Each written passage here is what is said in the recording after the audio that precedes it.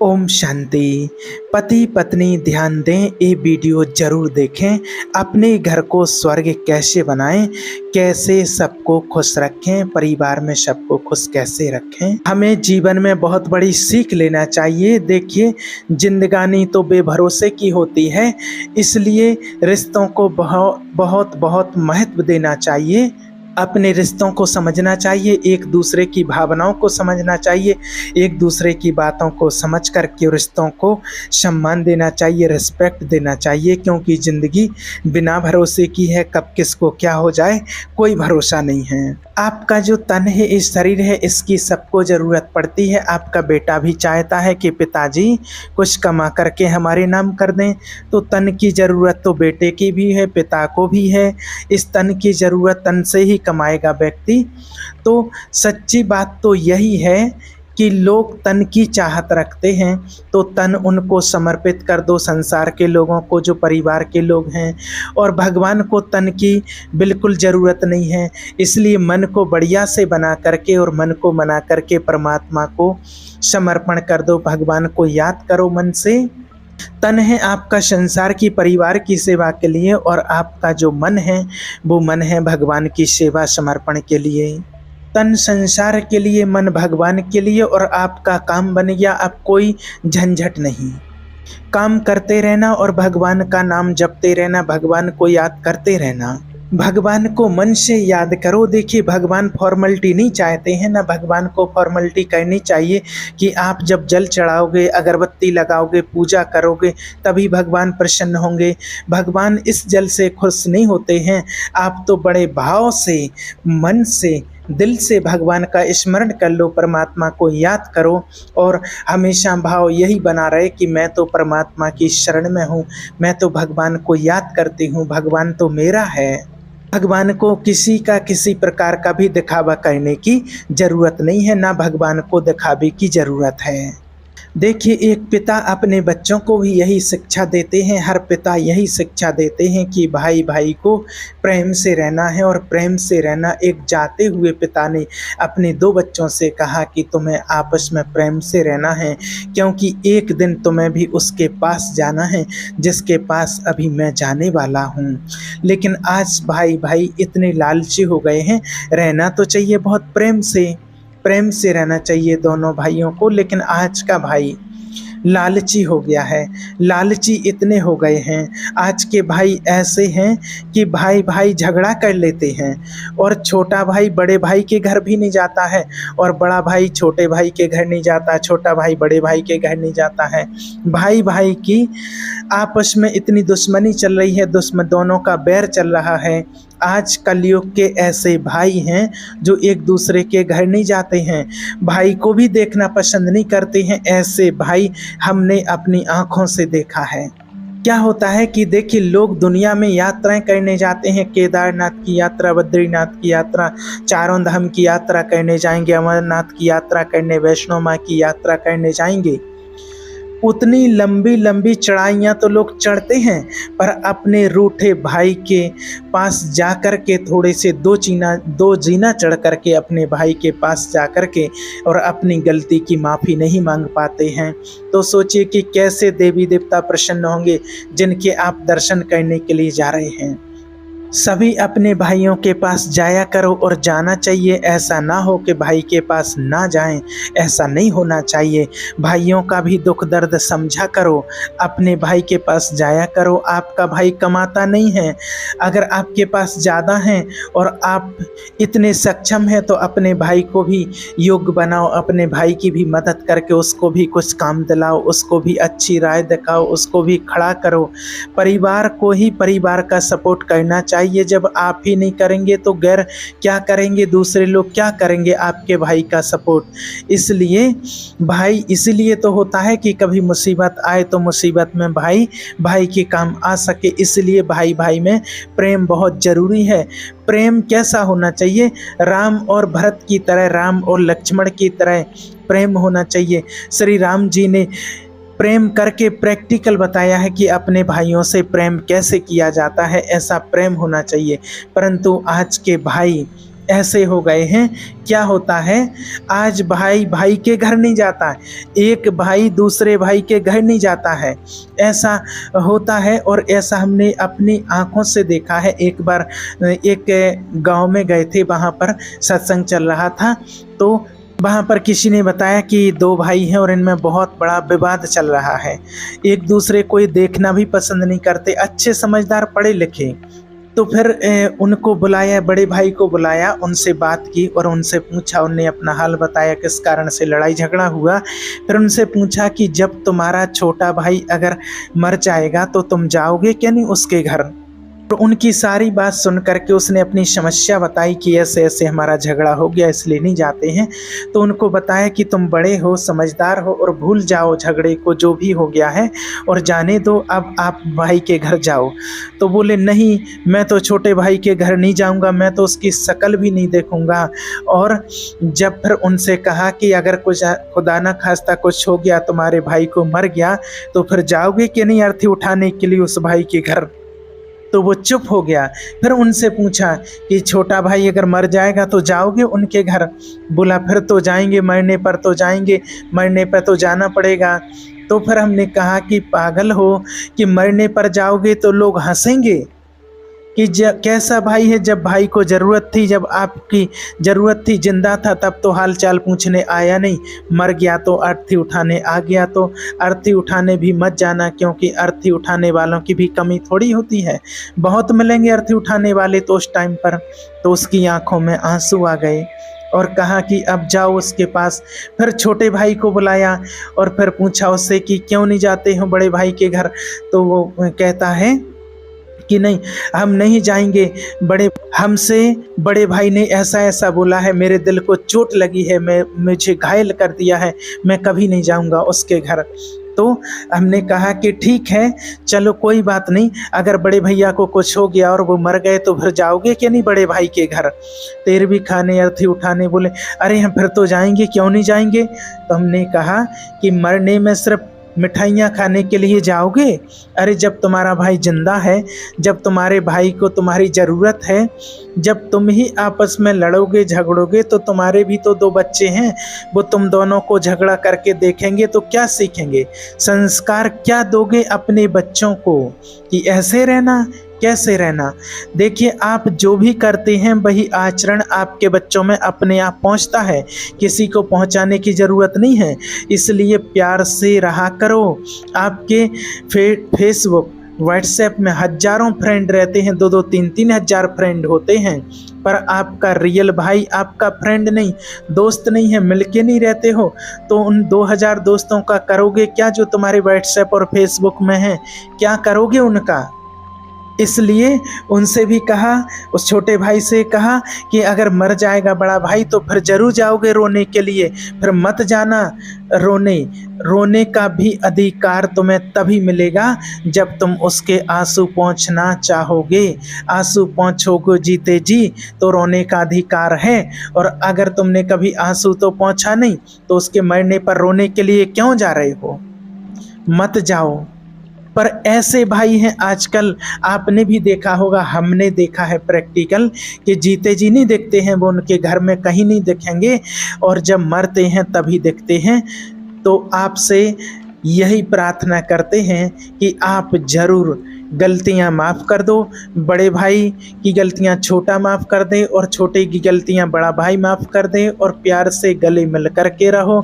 और तुम्हें गले मिलता हुआ देखेंगे तुम्हारे बच्चे, भाइयों को तुम्हारे छोटे छोटे बच्चे आपस में प्रेम से और गले मिलते हुए रहते हुए देखेंगे, तो उनमें प्यार बढ़ेगा, उनके अच्छे संस्कार बनेंगे।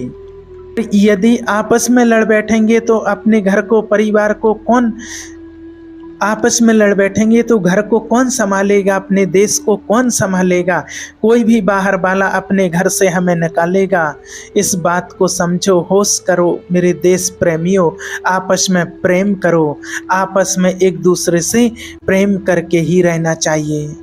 एक सास की हमेशा इच्छा रहती है अपने बहुओं के प्रति, जिस प्रकार की पिता की इच्छा रहती है अपने बेटों के प्रति, उसी प्रकार से एक सास भी अपेक्षा रखती है अपनी बहुओं से। और वो सास कहती है कि मैं तो अपनो धर्म निभा दी, अब इस घर को तुम टूटने मत देना। बहुओं को चाहिए कि वो घर की एकता को, अखंडता को कभी टूटने ना दें। देवरानी जेठानी प्यार से रहा करो आपस में।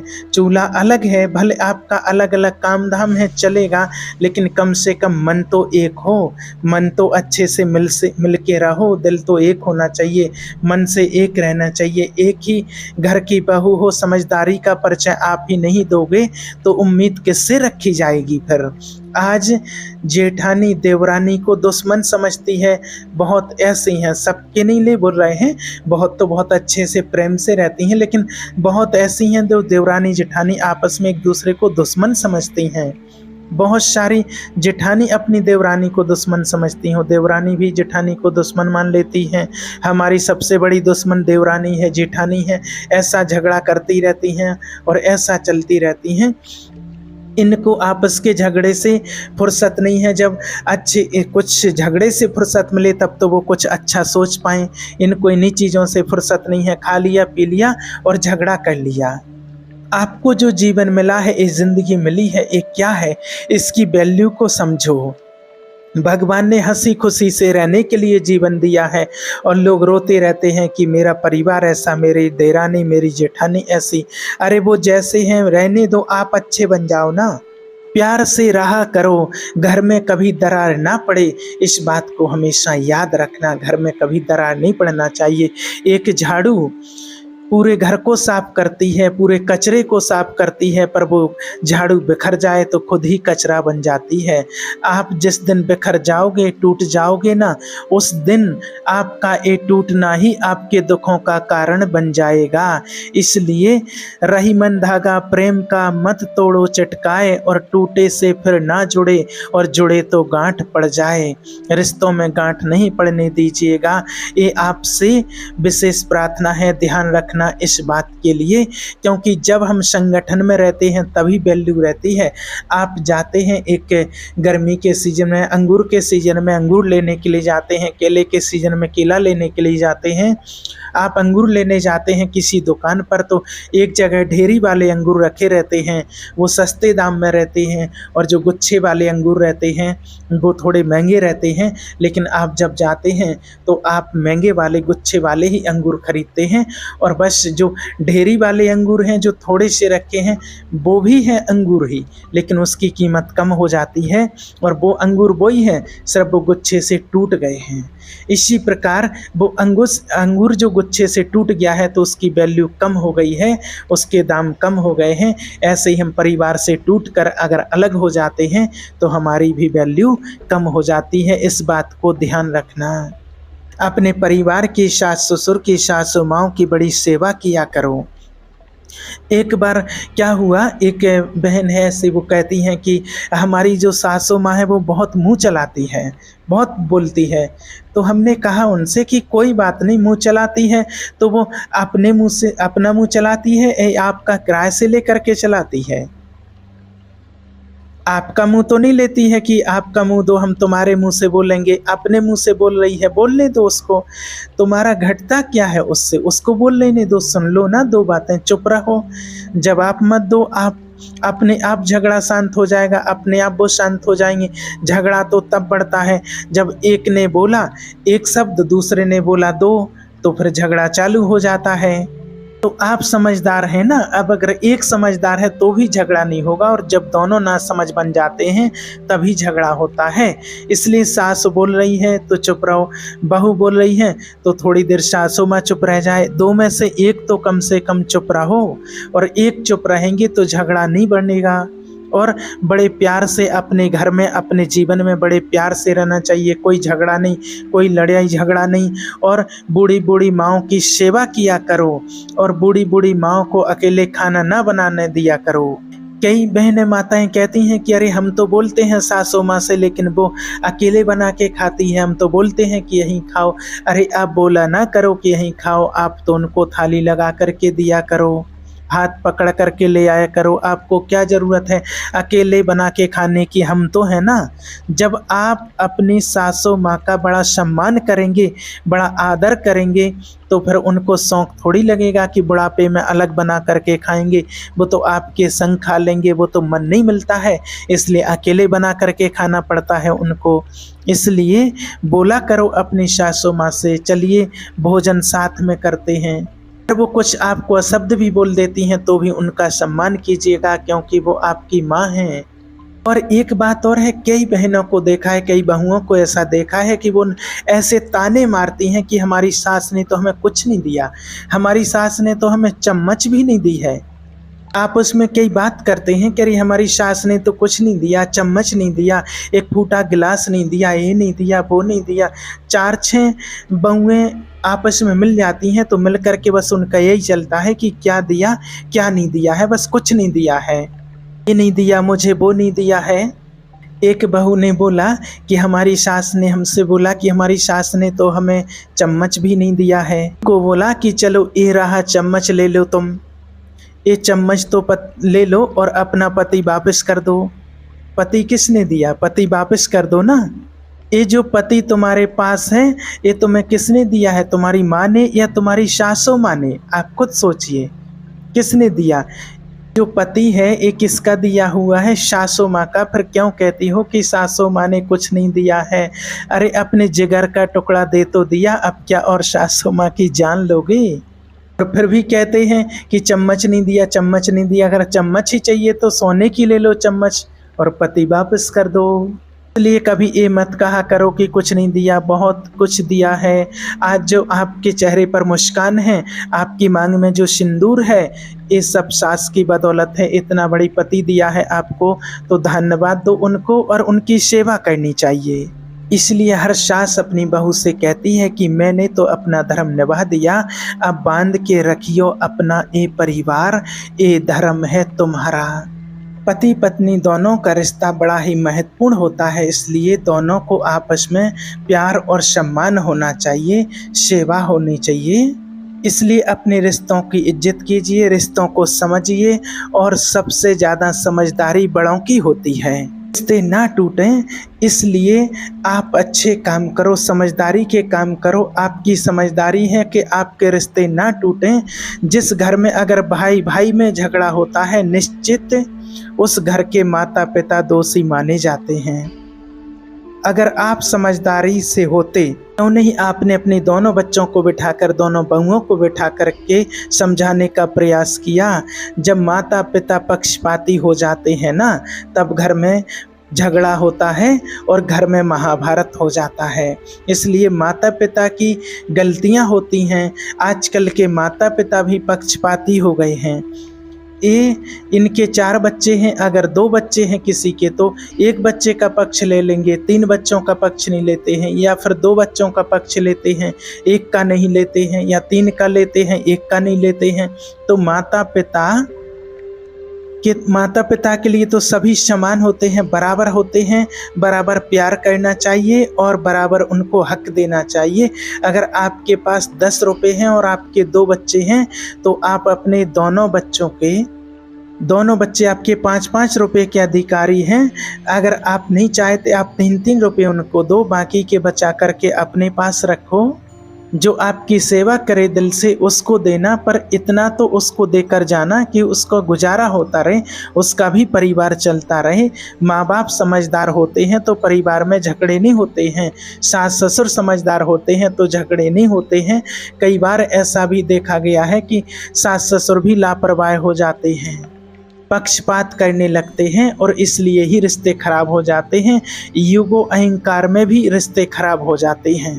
चाहे सास हो, बहू हो, देवरानी हो, जेठानी हो, भाई हो, पिताजी हो, सबको मिल कर के रहना चाहिए, अपने विचारों को ठीक करना चाहिए और रिश्तों में प्रेम हो।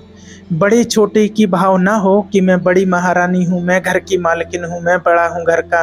नहीं, जो है सब ठीक है। समझदारी इसी में है कि समझदारी से रहें तो झगड़े नहीं होते हैं, समझदारी से रहते हैं तो झगड़े नहीं होते हैं, और समझदारी से नहीं रहते हैं तो झगड़े होते हैं।